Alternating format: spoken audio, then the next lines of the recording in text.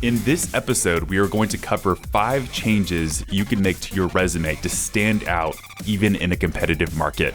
My name is Chris Villanueva. I am the co-founder and CEO of Let's Eat Grandma Resume Service. We've helped over 11,000 job seekers with their packages, and I want you to feel confident and supported as you listen to this episode here. There are a lot of things going on in the job market right now. There are a lot of things that are going on in our personal lives as job seekers and career warriors and changes we want to make. So I hope that this episode can unlock something new for you that can make a difference for you in your job search. Now, you're going to hear about the resume design tip that really matters the most, in my opinion. There's so much advice out there for resume design, but I want to hone in and focus on one thing in particular that can make a huge difference in how your resume is being perceived. I want to talk about how to write a good summary. That is one of the trickiest parts of a resume, is that summary at the top. I think a lot of people get confused and kind of like freaked out on the summary. Like, what do I even write? How do I write about myself in a way that is a little bit less formulaic? We're also going to cover how to get past the applicant tracking systems and tweaks that you can make to really start to get your resume some more traction there when you apply online. If you want to land interviews faster and stand out even in a competitive market, this episode is for you. And a quick plug for you to submit your resume to us at letseatgrandma.com. We will look over your resume and give you a real human expert review to let you know where yours specifically can be improved. All right, enough chit chat here. I want to talk about 5 ways to make your resume stand out, 5 changes you can make today. The first one I'm going to cover is be specific about your impact. Think about your life. Just stop for 1 second. Think about what you as a human have done. Think about all of the people you've connected with. Think about all of the things that you've wanted to make a difference with and change and affect and transform. That is your story. There's so much that goes into that and so much that you cannot even begin to put on a resume. But we as resume writers encourage you to try to get some of that story, some of that impact and results, and get some of those things on paper. It's a really tough thing to do. And I know because we talk to a lot of people every day that are like, I don't even know where to start. But I will tell you that one of the biggest mistakes that job seekers are making when it comes to their resume and LinkedIn profile is they're just keeping their experience too vague. It's like just listing the job responsibilities and descriptions are what I would say the majority of people are doing. Maybe you'll sprinkle a little thing here or there, like throw in a number, but most resumes do not get as specific about impact as they could. So think about the attention-grabbing things. Think about your story, the things that you are proud of, the things that you know have made a difference at the past organizations you've worked for. So instead of saying you've managed a sales team and improved processes, talk about how you led a team of 10 sales reps, increasing revenue 35% in 12 months through improved sales strategies. A quick note about that one is you weren't the one closing every single one of those deals. You weren't the one making a call to increase revenue 35%. Notice that you led the team of 10 sales reps. Again, that's a number. And bringing in a team is one of the best things you can do if you feel lost on how to brag about yourself, because it isn't always about yourself. You're going to work for a company one day and be a part of something greater. I say that like you've never worked for a company before, but you get the point. Hiring managers are looking for people who can work within a team and lead a team to better results.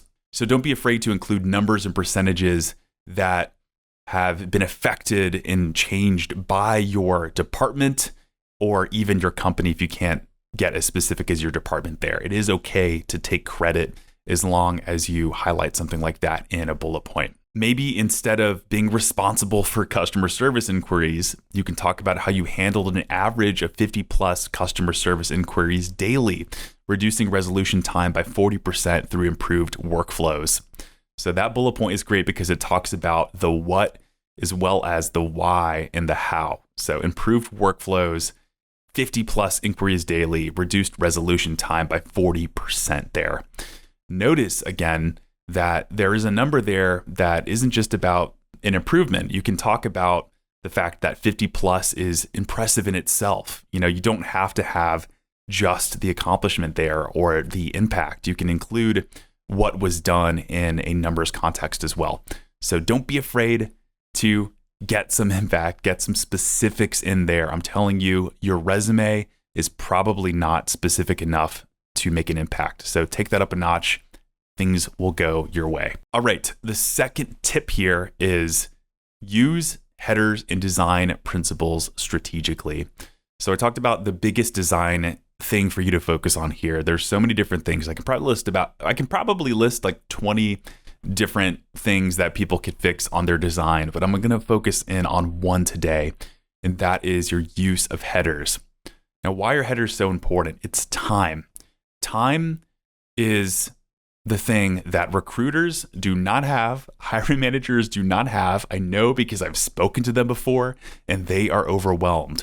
Headers are the way for you to make it easier for somebody to process your document quickly here. Your resumes are a visual document too, and those impressions matter. So, talking about some things that we can do to our headers, I recommend making sure that your headers in your document are something that people can find within less than a second when they pop open your PDF or Word doc here.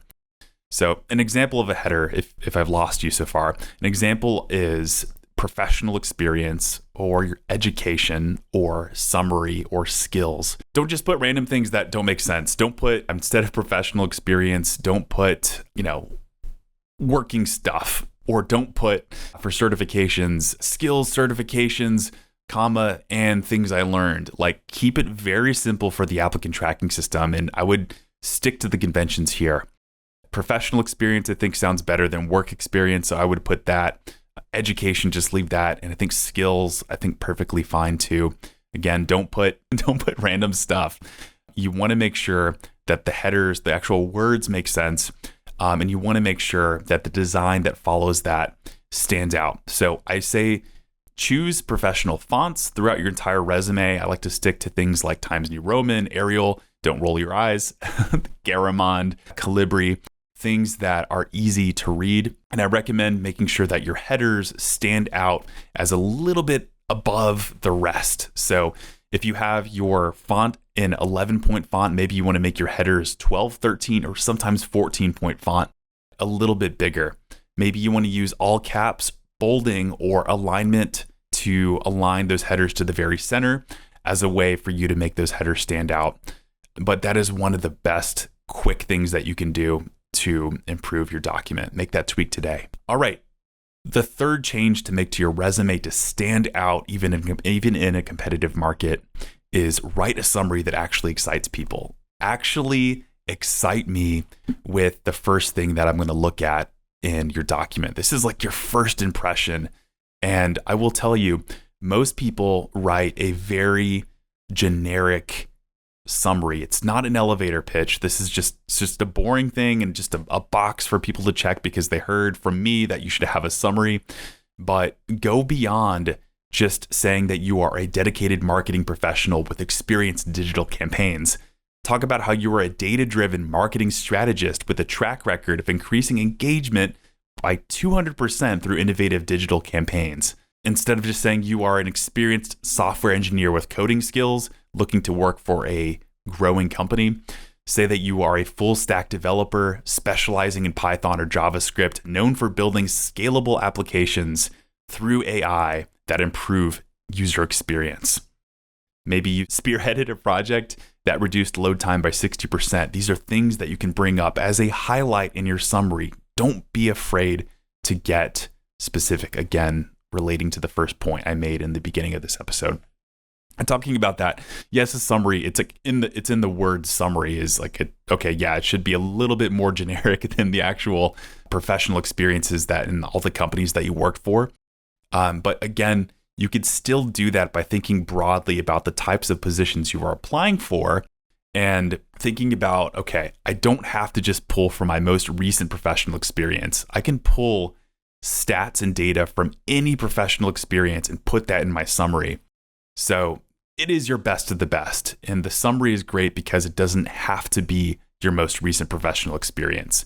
So actually excite people here. There's so much that you have done as a professional that I know can excite a hiring manager. The fourth tip I'm going to give you on how to stand out in a competitive market is get oddly specific in matching the job posting. Get oddly specific. All right, so one of the best ways to make your resume stand out is, ironically, it's a very boring way, but it's probably the most effective one I will give you today. It's customizing your resume as much as possible to the job posting. Before you roll your eyes or sigh because you don't think you have any time, consider that a hiring manager is probably looking through hundreds of different resumes. They're really looking for relevance. They have to sift through every random resume that they get, people that they're like, oh my gosh, why did this person apply? It looks like a mistake. So by this point, they are so used to seeing irrelevant content. So they have to really use the applicant tracking system to filter people out. So the best way that you could get an even better match on your resume is get oddly specific to matching the job posting. The way that you do that, of course, is to look at the job posting very carefully before you send the resume to it. And I'm not saying to change your entire resume or to like throw it through ChatGPT and say, match this. That's not going to be as effective, I think, as looking at a few key things and kind of like looking at this as a hiring manager would and making some tweaks. So perhaps look at your header, your summary at the very top, as well as your professional experience, probably your most recent professional experience, to see what you can do to integrate the right keywords in the document. So get oddly specific. If you're going to be applying for, as I said in the last example, for a full stack developer position and Python and JavaScript is the main thing that they're looking for, then put full stack developer specializing in Python or JavaScript within the first sentence of your summary. Heck, if you're applying for the second job posting, it's specializing in something else. Maybe it's developing AI applications, or maybe it's more of a front end position. Then swap out full stack for front end and include the words AI within the first few sentences. Again, think about the way a hiring manager is going to process this when they pop open the resume, and you'll also take care of the ATS stuff as well. Get oddly specific, and I wouldn't be surprised if you start to get more traction when applying online. The fifth change to make to your resume to stand out even in a competitive market, because that is a mouthful now that I think about it, is don't just tell, show results. Hiring managers don't just want to know what you did. They want to hear about your success. And I know this sounds similar to the very first point I made, but I'm going to add some nuance to this one. There are different ways that go beyond your resume in which you can show the amazing things that you've done as a professional, whether you are in marketing or coding, or maybe you are an operations leader. But there are so many different ways using multimedia in which you can show that you have done the thing that they're looking for.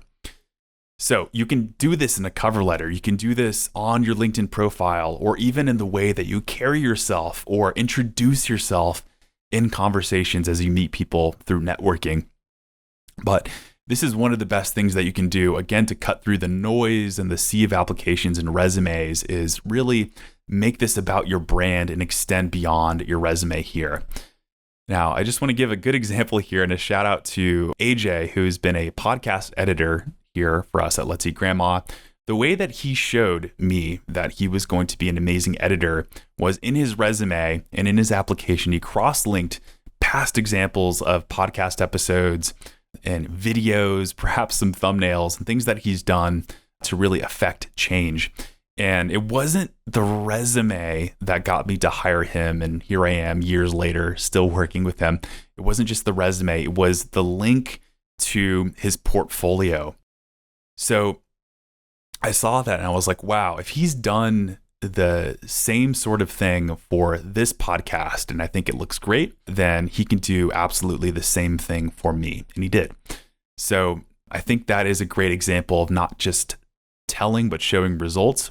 By the way, shout out to AJ. If you are looking for a magnificent editor, AJ does have the availability to take on, I think, a podcast or two. So reach out to us at help@letseatgrandma.com and let me know, hey, you want to talk to AJ. Quick plug. But what I will say is there are different ways that you can go and showcase what you've done here. So maybe you are within marketing, or maybe you are within social media, multimedia, whatever it may be, and this makes more sense for you. But I'm telling you, there are different ways that you can include a portfolio within your profile to show those results.